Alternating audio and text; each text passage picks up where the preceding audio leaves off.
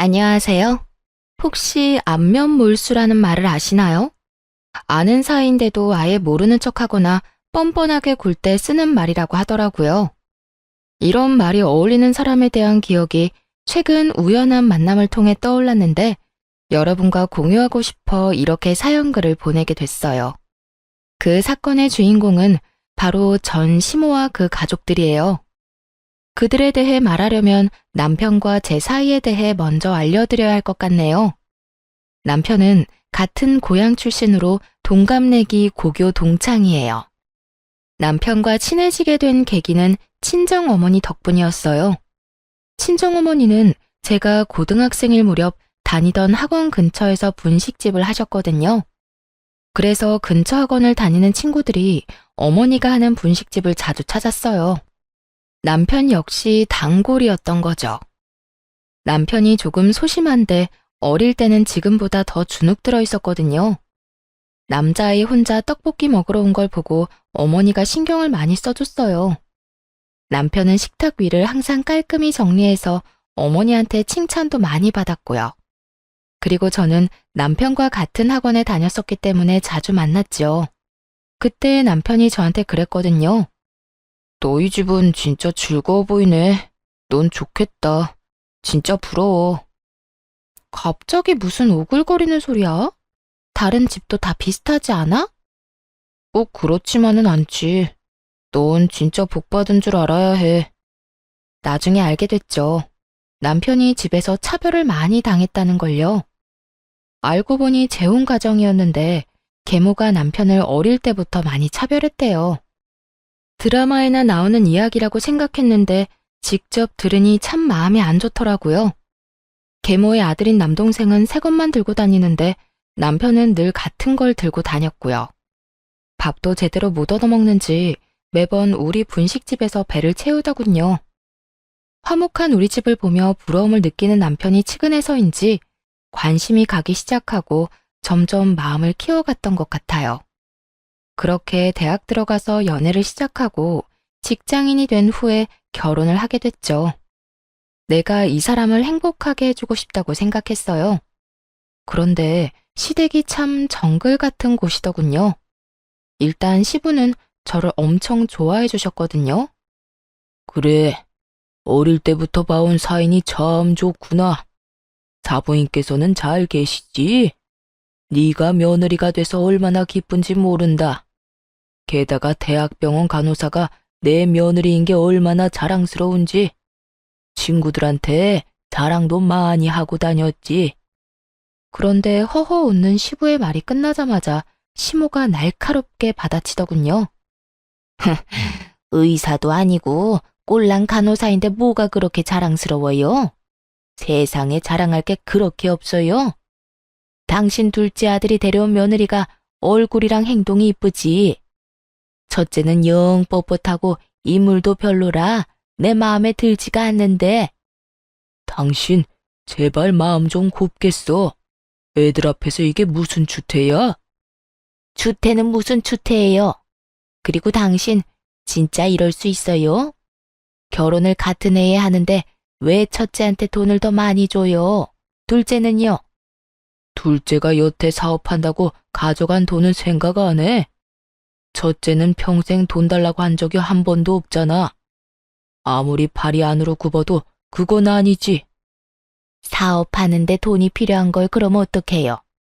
어쨌든 둘째도 첫째만큼 지원 안 해주면 가만히 안 있을 테니까 그렇게 알아요.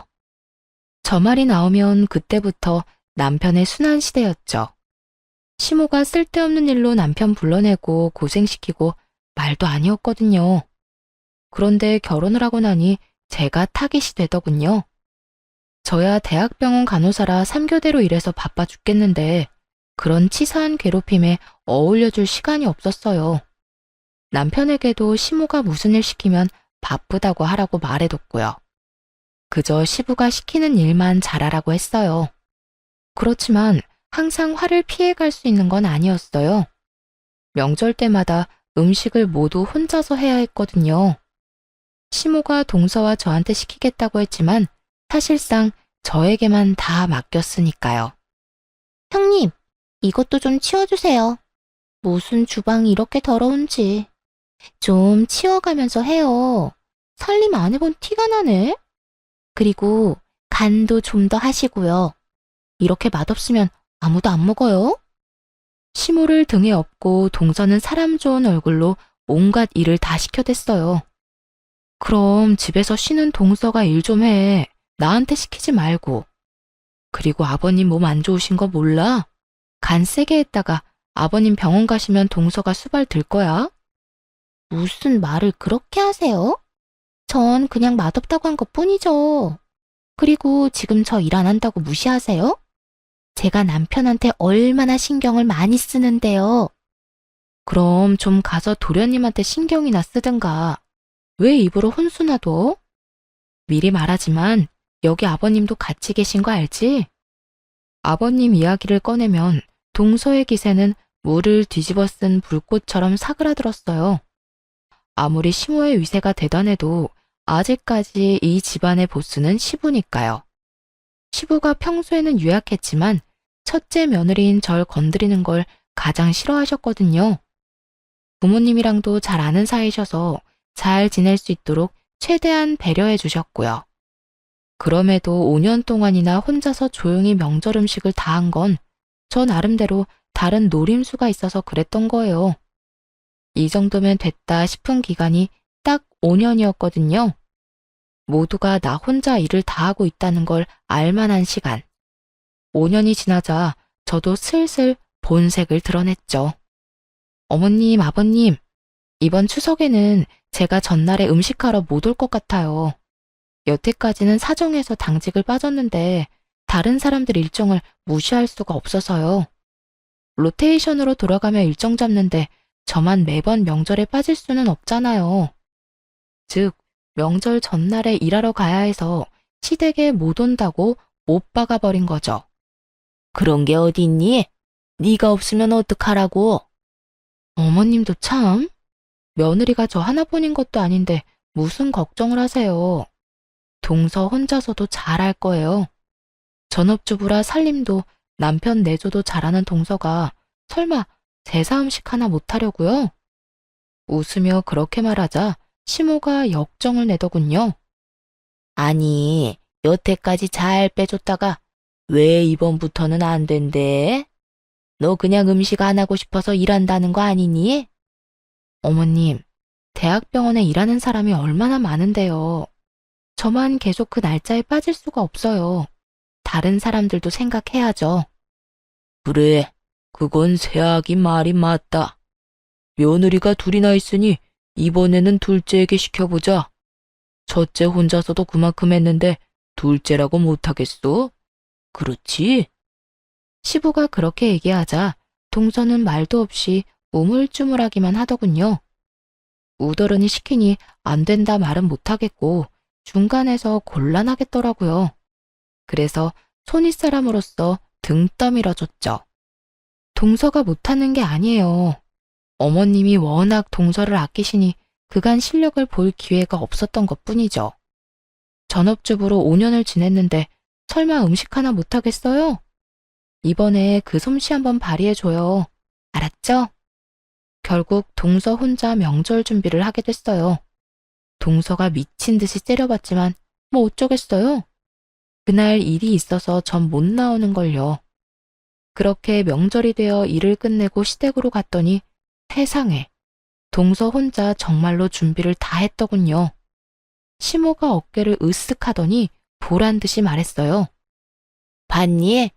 맛도 그렇고 모양도 그렇고 금 잡을 데가 한 군데도 없어. 거기다가 나 고생할까봐 전날 집에서 다 해오는 정성까지. 예, 그런 건 좀 보고 배워라. 정말 잘했네요. 동서, 수고했어. 그런데 형님, 오늘 일한다고 하시지 않았어요? 그런데 제가 받은 이 문자는 뭐죠? 동서가 뜬금없이 보여준 문자에는 사진 한 장이 첨부되어 있었어요. 저와 웬 남자가 커피를 마시는 사진이요. 다름이 아니라 점심때 보험회사 직원이 상품 하나가 너무 잘 나왔다고 저한테 상담 한번 받아보라고 연락을 했거든요. 마침 남편 보험이 너무 부실했던 터라 한번 상담을 받아볼까 해서 만났죠. 그런데 그때의 모습이 떡하니 찍혀 있더라고요. 제 뒷조사라도 한 모양이었어요. 솔직히 깜짝 놀랐어요. 일하기 싫다고는 해도 이런 짓까지 하다니. 동서는 바쁘지도 않았어? 어떻게 음식 준비하면서 이런 사진까지 다 찍었대? 말 돌리지 말고 이야기나 해주세요. 오늘 일하신 거 맞아요? 그러자 옆에 계시던 시고모님이 대답을 빼앗아 갔어요. 질부, 오늘 병원 출근한 거 맞다? 내가 오전에 질부 병원에 병문안을 가고 오후에는 진료를 보러 갔거든. 그때 다 있었어. 이 사진은 점심시간에 찍힌 것 같은데.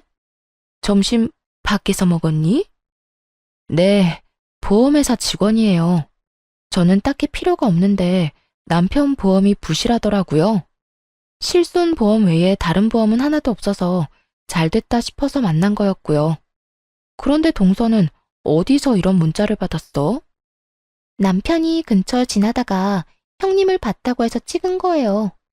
아니면 됐어요. 식사나 하세요. 트집을 잡으려다가 시고모님이 편들어주자 아무 말 못하고 식사나 하라더군요. 그렇게 식사를 하다가 중간에 나서서 말했어요. 그런데 동서, 솜씨가 정말 좋다. 너무 맛있는데? 그렇지 않아요, 아버님? 그래, 둘째 며느리가 생각보다 요리 솜씨가 굉장히 좋구나. 고모님도 맛있으시죠? 그래, 첫째 질부한테는 좀 미안한 말이긴 한데 둘째 솜씨가 굉장히 좋아. 간도 딱 좋고. 저한테 미안하실 게 뭐가 있어요. 사람들한테 맛있다는 말을 들으니 동서도 기분이 좋은 모양이더군요. 덩달아 옆에 있던 시모도 자신만만한 표정으로 저를 쳐다봤고요. 그 모습이 너무 웃겨서 그저 웃었어요. 그리고 이렇게 말해줬죠. 그럼 앞으로는 동서가 음식 준비하면 되겠네. 사실 내가 요리를 너무 못해서 항상 죄송하고 민망했거든. 동서 요리 솜씨가 이렇게 좋은데 그걸 뭐하러 썩혀? 그냥 명절마다 이렇게 다른 사람들도 즐길 수 있도록 하면 될 것 같아. 제가 왜요? 이때까지 형님이 다 하셨잖아요.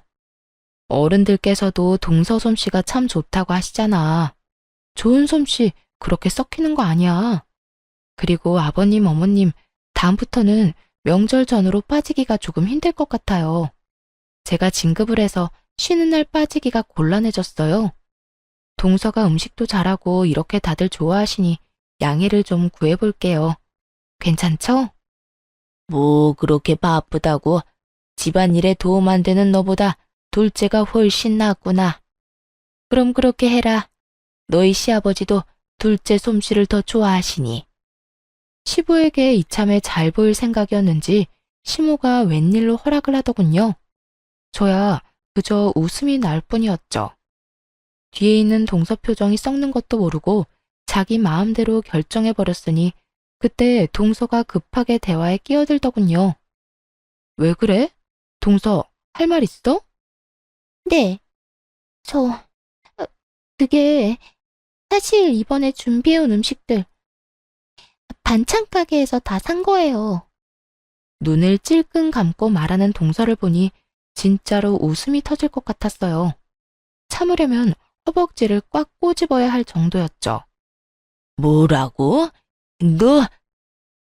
그게 너무 힘들었단 말이에요. 혼자서 제사 음식을 어떻게 다 해요? 저도 어쩔 수 없이 그랬던 거라고요. 사실 동서가 음식을 샀든 진짜 했든 저는 상관없었어요.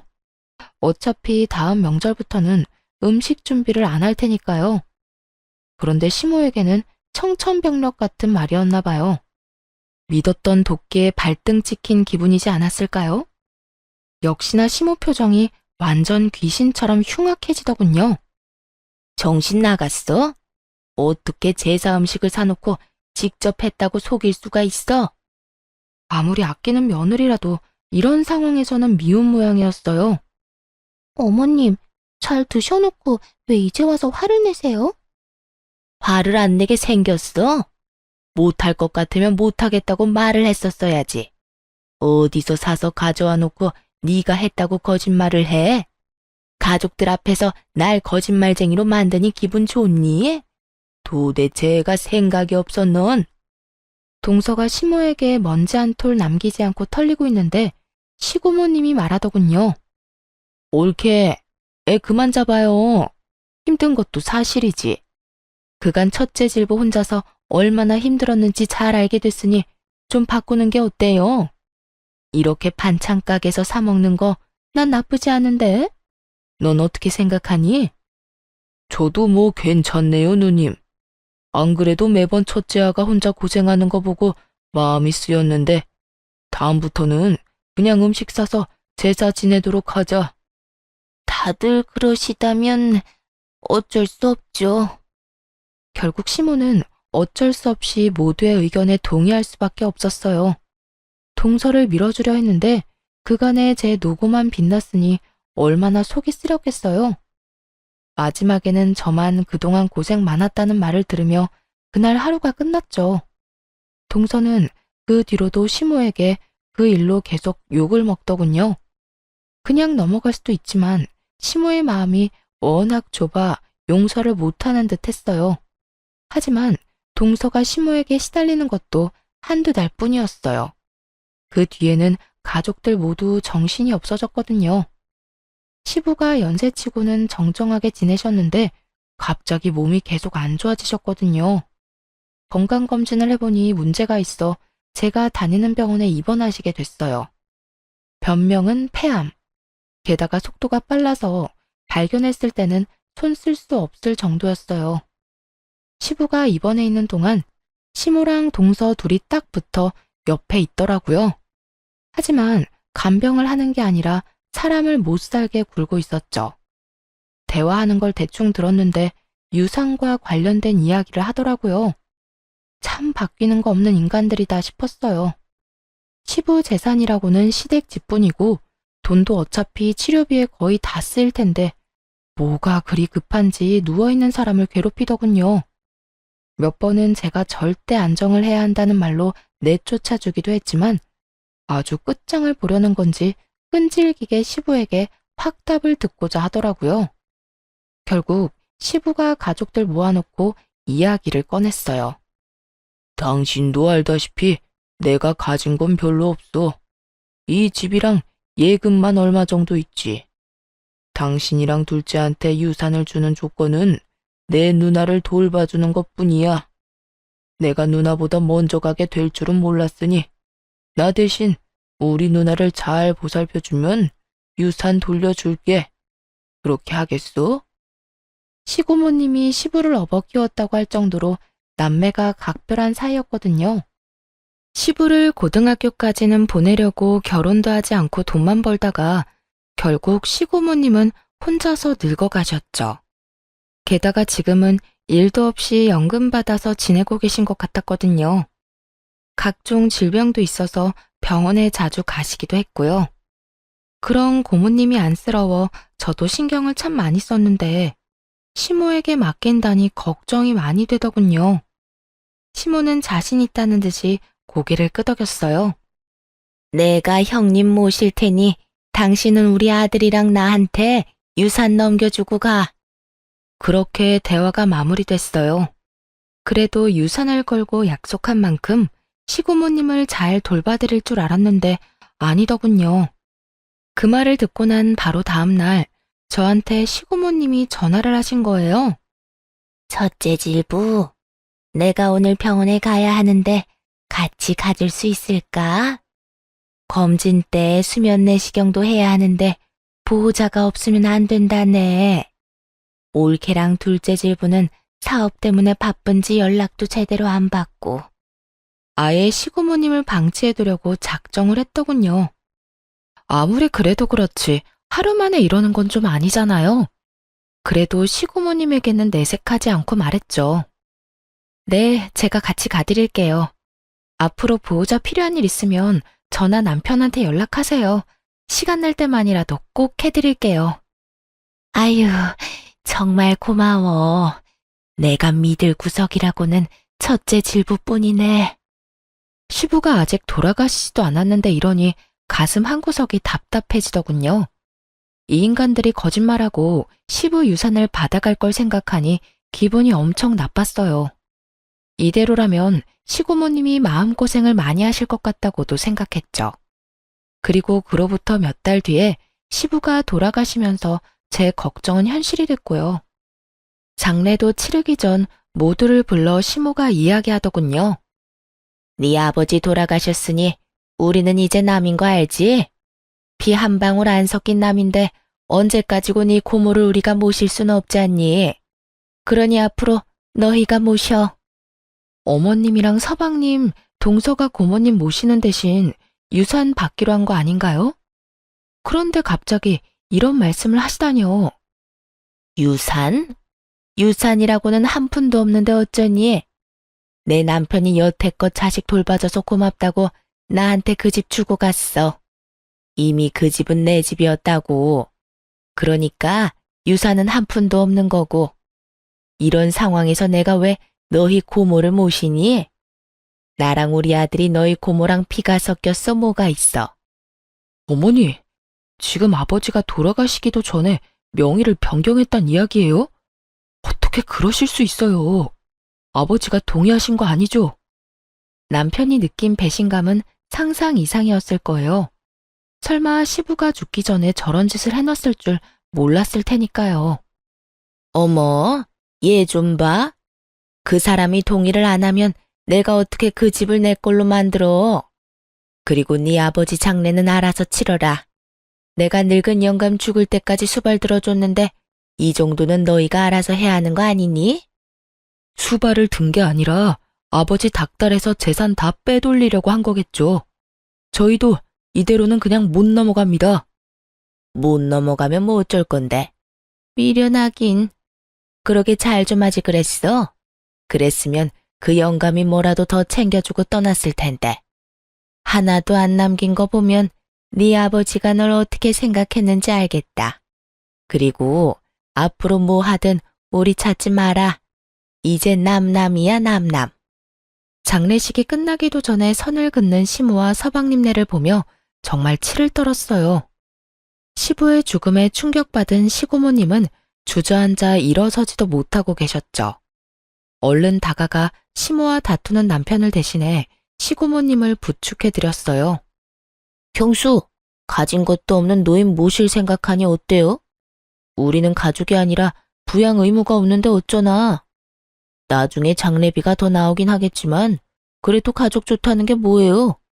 좀 챙겨주시고 고생들 하세요. 조롱에 가까운 말에 순간 화가 확 치밀었지만 겨우겨우 참았어요. 어떻게 아픈 사람을 앞에 두고 저딴 말을 짓거리는지. 게다가 시부가 돌아가신 지 하루도 안 됐잖아요. 사업 자금이다 뭐다 돈도 많이 받아간 주제에 바로 생판 남처럼 구는 놈을 보니 너무 역겨워서 차라리 가족이 아닌 게 다행이다 싶을 정도였죠. 그렇게 저와 남편만 남아 시부의 장례를 치렀어요. 그런데 장례가 끝나고 나니 억울하다는 생각이 들었어요. 시부 재산을 이렇게 싹 다 뺏기는 건 진짜 아니잖아요. 그래서 소송을 준비했어요. 그 집이라도 가져오려고요. 그런데 상대방도 절대 그 집을 안 뺏기려고 발악하며 애를 쓰더군요. 소송한 지 얼마 안 돼서 시고모님이 저희를 찾아왔어요. 소송 취하하는 게 어떻겠니? 솔직히 그 이야기 듣는데 너무 원망스럽더라고요. 돈이 문제가 아니었어요. 남편에게는 아버지의 마지막이 걸린 문제였죠. 그것마저 뺏기면 시부와 남편은 시모에게 평생을 당하고만 산 것일 테니까요. 고모님, 그래도 그 집은 아버님 거예요. 원래라면 남편이 받아야 할 집이고요. 이대로면 아버님도 억울하실 거예요. 잘 알아. 그러니 취하하라는 거야. 내가 네 시아버지한테 부탁받은 게 있어서 그래. 뭔지는 잘 모르겠지만 돌아가신 시부에게 부탁받은 게 있다니 일단 소송을 취하하기로 했어요. 그러자 시모와 서방님이 찾아왔더군요. 그래, 잘 생각했다. 그러게 패할 소송을 왜 하니? 변호사가 딱 봐도 너희가 질 것 같다고 한 거니? 그래서 소송 취하한 거야?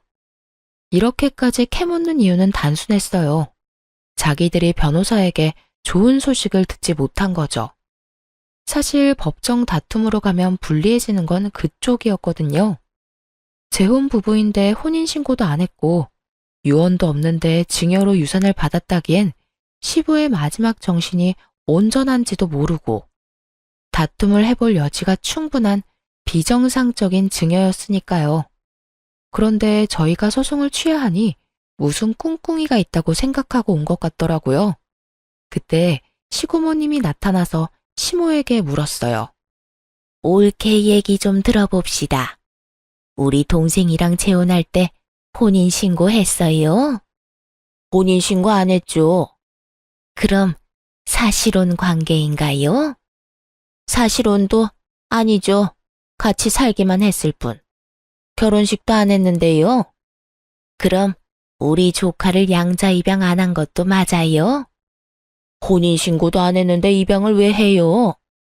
그럼 올케 자식도 법적으로는 우리 동생 아들이 아니겠네요. 네, 우리 진짜 남이라니까요. 남. 그런데 이런 건 왜 꼬치꼬치 캐물어요? 저는 시고모님이 미리 말씀하신 대로 두 사람의 대화를 녹음 중이었어요. 이야기를 들을수록 시모가 시부의 재산을 빼돌렸다는 의심을 지울 수가 없었어요. 그런데 시고모님이 갑자기 웃으며 종이를 하나 꺼내시더라고요. 그럼 계산이 간단해서 좋네요. 지금 그 집 소유주가 올케 맞죠? 그 사람이 진짜 명의를 나한테 넘겨주고 죽었다니까요. 그런데 이게 뭐야? 시고모님이 건넨 서류를 슬쩍 훑던 시모가 깜짝 놀라 소리를 꽥 지르더군요. 내가 그 집 소유주한테 그 집을 담보로 돈을 빌려줬어요. 이건 그 차용증이고요. 그런데 돈을 갚지 않은 채 그 집이 그쪽으로 넘어갔으니 당신이 갚아야겠네요. 시부가 빌린 돈은 거의 1억에 가까운 금액이었어요. 게다가 돈을 못 갚으면 집을 주겠다는 조항이 떡하니 적혀 있었죠. 거짓말이지? 가족끼리 돈 빌린 일에 이런 건 소용없다고. 가족끼리라도 차용증 쓰면 당연히 법적 효력 있는 건 몰랐어요. 근데 동생도 참 너무하네. 그 집 받을 때 아무 설명도 못 들었어요? 시모는 아무 말 못하고 손톱만 질근질근 물어뜯더군요. 딱 보니 시부 허락 없이 집을 가져간 티가 났어요. 완전히 얼굴이 파랗게 되어서 했던 말만 되풀이하더라니까요. 거짓말이야. 이럴 리 없어. 이거 가짜죠? 가짜니까 여기서 이러지. 이게 진짜였으면 소송할 때 이야기했으면 되잖아. 그렇게 의심되면 확인해 봐요. 그거 변호사 공증받은 거거든요. 그 말이 끝나기도 전에 시모가 서류를 쫙쫙 찢어버렸어요.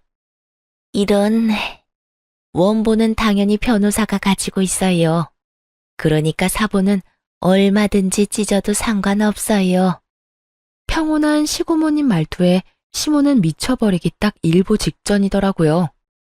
왜냐면 시모가 가져간 그 집에는 이미 은행을 통한 담보대출도 잡혀 있었거든요. 상속받자마자 소송으로 뺏길 수도 있다고 생각해서 그런지 서방님이 이미 그 집을 담보로 대출을 신청했더군요. 이 집 담보대출 받아서 그만큼 돈 못 줘요. 그럼 올케가 1억을 나한테 줘야지. 아니면 대출 받은 사람이 주든가. 그러면서 시고모님이 바라보자 서방님이 고개를 대뜸 젓더군요. 안 돼요.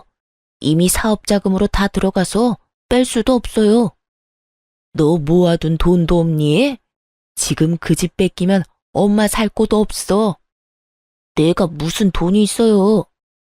넌 돈도 한 푼 없는 애가 무슨 사업을 하겠다고 난리야. 그리고 그 돈은 보관만 하기로 한 거잖아. 그런데 그걸 냅다 다 썼다고? 언제 망할지도 모를 사업에? 이제 시모와 서방님이 아주 박 터지게 말다툼을 하더군요. 어쨌든 난 돈 없으니까 엄마가 알아서 해요. 엄마는 이런 것도 안 알아보고 도대체 뭐 한 거예요? 그렇게 아들이 못 준다고 버티는 통에 결국 시모는 집을 팔아서 마련해야 했어요. 그 차용증이 너무나 명확한 법적 증거가 돼서 목을 죄고 있었거든요. 집 담보대출 받은 금액이 빠지고 시고모님께 1억까지 주고 나니 남는 건 5천 정도 뿐이더군요. 시모가 시고모님께 돈 갚으러 왔을 때 저희 부부와 서방님 부부도 있었거든요. 그때 시모가 서방님과 동서에게 말하더군요. 이제 난 돈도 집도 없다. 1억 준 거나 마찬가지니 너희가 날 모시고 살아야 해. 어머님, 저희 집 좁아요. 그런데 어머님을 어떻게 모셔요? 그러지 마시고 5천으로 월세 집이라도 하나 계약하세요. 그럼 월세를 너희가 내줄 거니? 월세를 왜 저희가 내드려요?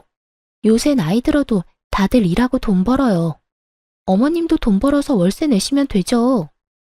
이 빵알년이 어디서 싸가지 없게 그런 소리를 짓거려? 내가 나이가 몇인데 지금 나가서 무슨 돈을 벌어? 그러려고 너희한테 돈 다 갖다 바친 줄 아니? 그리고 야, 아들, 넌 네 마누라가 졌단 소리 하는데 왜 이렇게 태연해? 부모가 자식한테 돈 주는 건 당연하잖아요. 그거 가지고 이런 식으로 구는 건 말이 안 되죠. 솔직히 와이프가 틀린 말 한 것도 없고 우리는 어머니 수발 못 두니까 알아서 사세요. 솔직함을 넘어선 아들의 말에 시모는 너무 열받았는지 욕을 하고 난리가 났어요. 저희가 느꼈던 배신감을 고스란히 느끼는 듯 했죠.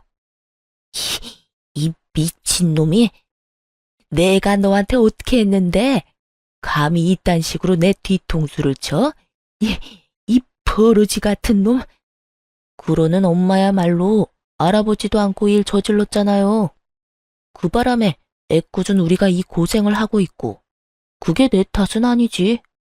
서로 물고 뜯고 하는 장면을 보니 어찌나 유쾌하던지 끝까지 남탓만 하는 걸 보니 둘이 역시 모자구나 싶었어요. 그런데 그때 시고모께서 그러시더군요. 너희 아버지도 참 짓궂어. 이렇게 될 줄 알고 그 집을 넘겼겠지. 나한테도 그랬거든. 너희 엄마가 날 아예 신경도 안 쓰면 이 차용증으로 혼내주라고. 그래도 한 몇 달간 돌보는 신용은 할 줄 알았는데 그러지도 않더라.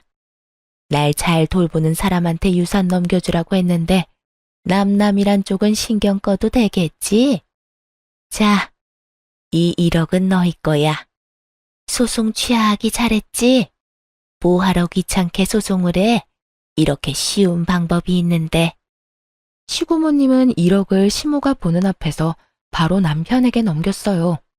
그걸 보고 있던 시모와 서방님 얼굴이 진짜 볼만하게 일그러지더군요. 우와, 아버지 진짜 사람 뒤통수를 이렇게 친다고? 뒤통수는 서방님, 아니, 그쪽이랑 그쪽 어머니가 쳤겠죠. 아버님은 그거 미리 예상하고 막아두신 거고. 아버지라는 말 입에 담지도 마세요. 남이라면서. 남의 아버지를 왜 자기 아버지래? 정신 나갔어요? 매섭게 쏘아붙이자 서방님은 말도 못하고 빤히 쳐다만 보더군요. 왜요? 내가 틀린 말 했어요? 언제는 남남이라면서요. 아버지 아니라며. 피 한 방울 안 섞였다며. 형수, 진짜? 누가 당신 형수야? 한 번만 더 형수라고 불러봐요. 가만 안 둘 테니까. 확실하게 선을 긋자 서방님이 어이없다는 표정으로 보더군요. 제가 이렇게까지 맞설 줄은 몰랐나 봐요. 옆에 있던 시모는 시모대로 억울한지 시부 욕을 마구 해대더군요. 이 썩을 놈의 양반이 나한테 썩은 고기를 줬다 이거지? 내가 이대로 넘어갈 줄 알아? 절대로 못 참아. 너희들이 왜 그 돈을 가져가는 거야? 돈 다시 돌려내. 그 사람 배우자인 내가 돈을 받아야지. 본인 입으로 사실혼도 아니라고 했으면서 내가 괜히 다 녹음해둔 줄 알아? 이렇게 한 입으로 두 말 할까봐 그런 거야. 몰래 동생 재산 빼돌려 놓고는 뭐? 가족이 아니야? 그래 놓고 이제 와서 가족이라고? 에라이 천벌받을 인간 같으니. 계속 이런 식으로 나오면 나도 가만히는 안 있어. 경찰에 신고해서 콩밥 먹도록 만들어줄까? 정신없는 사람 이용해서 재산 빼돌렸다고? 시고모님이 벼락같이 소리치자 시모는 구시렁거리며 자리를 떠날 수밖에 없었어요. 그 인간들 떠나는 모습을 보면서 시고모님이 그러시더군요. 그리고 여기 내가 가지고 있는 다가구 건물 너희들이 가져가. 너희 아버지랑 공동으로 산 건데 내 명의로 하라고 했었지. 너희도 알다시피 내가 자식도 없고 남편도 없잖니.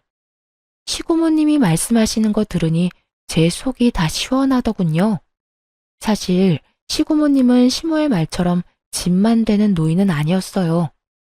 결혼도 하지 않고 어린 나이부터 악착같이 일해서 모은 돈을 활용해 50대의 아파트 하나와 건물을 2개나 가지고 계셨거든요. 저희에게 주신 다가구 건물 제외하고서도 말이죠. 그렇게 마련한 건물 월세만으로도 한평생 일을 안 해도 될 정도였으니 뭘 모르는 남의 눈에는 일도 안 하고 연금으로나 먹고 사는 노인처럼 보였겠죠. 게다가 워낙 검소하셔서 더욱 그렇게 보였을 테고요. 시모는 그 허름해 보이던 시고모가 사실은 복권이라는 걸 전혀 몰랐던 거예요. 알았다면 저희한테 떠넘겼겠어요? 끝까지 물고 늘어지려고 했겠죠. 나도 이제 나이가 들어서 건물 관리를 너희한테 맡길까 싶어. 질부가 예전에 일하는 거 힘들다고 했지? 어때? 나 대신 건물 관리 해볼래? 나중에 물려받으면 관리하기 더 쉬울 거야. 쓸데없이 고민을 길게 하지 않았어요. 나중에 받아놓고 관리 못해서 날리는 짓은 안 하고 싶었거든요. 네, 제가 관리해 볼게요. 그럼 조카 명의로 할 다가구 주택이랑 내 상가 2채는 질부가 관리해줘. 내일부터 나랑 같이 다니면서 얼굴 도장 찍자. 그렇게 시고모님 따라 열심히 배웠어요. 1년 정도 열심히 하니 그제야 여유가 생기더군요.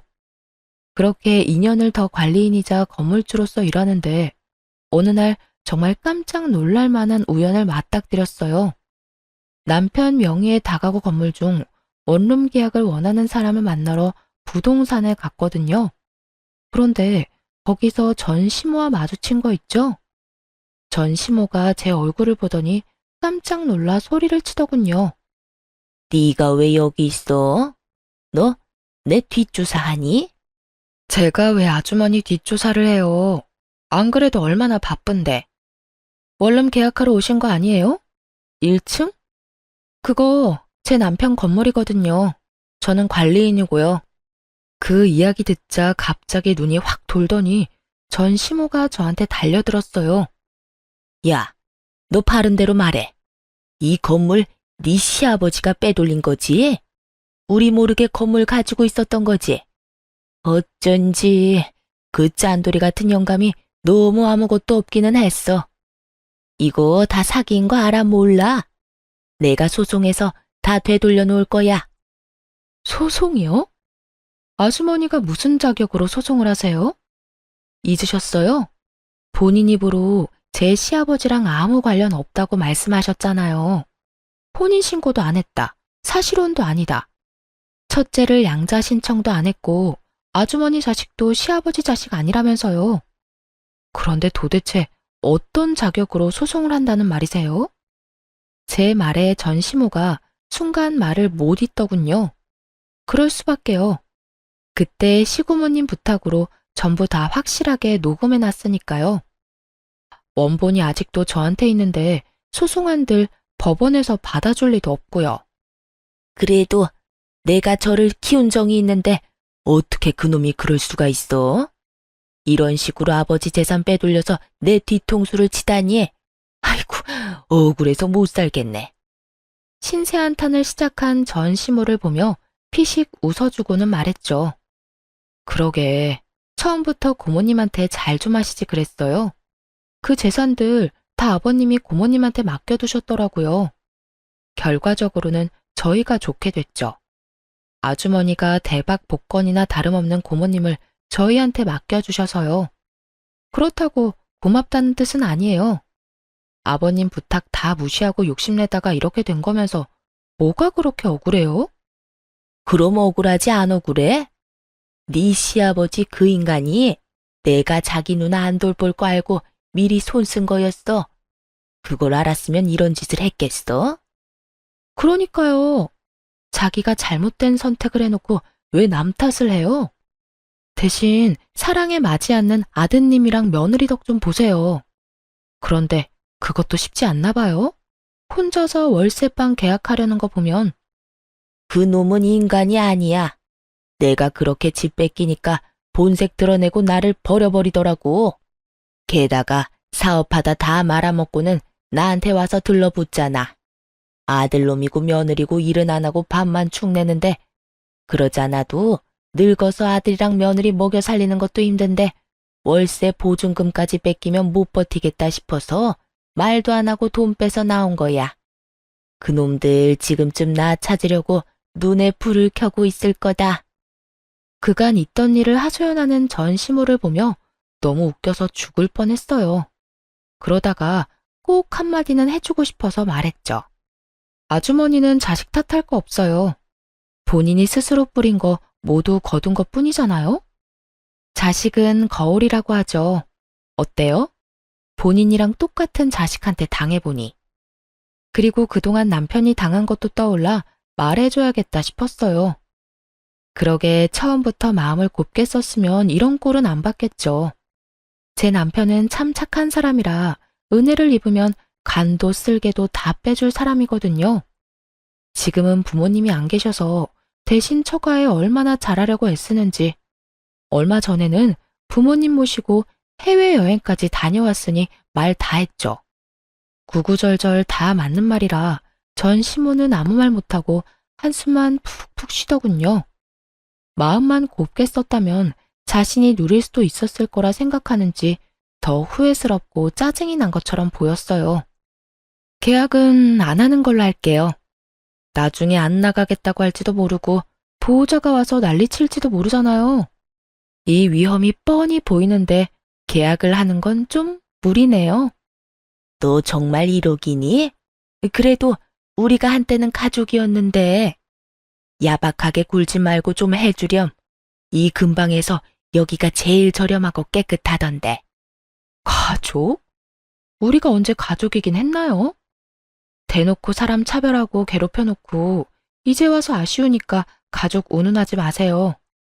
본인 입으로 아무런 관련 없는 사람이라고 했으니 엮일 생각하지 마시고요. 그렇게 대놓고 핀잔을 주자 전 시모는 결국 계약도 못하고 떠났어요. 나중에 그 이야기를 전해드리자 시고모님이 엄청 웃으시더군요. 그 자리에 없었던 게 너무 아쉽다면서요. 하긴 동생을 배신한 그 사람이 패가망신하는 모습을 정말 보고 싶으셨을 거예요. 착한 사람들이라 자기 마음대로 주물럭거릴 수 있을 줄 알았는데 마음 곱게 안 쓰다가 결국엔 크게 당해서 아무것도 없이 버려진 전 시모. 그런데도 아무도 불쌍히 여기지 않는 걸 보면 자업자득이라는 말이 딱 어울리겠네요. 오랜만에 악연을 만나고 그때가 떠올라 사연 써봤는데 잘 들으셨나 모르겠네요. 모두들 행복하고 즐거운 하루 되세요.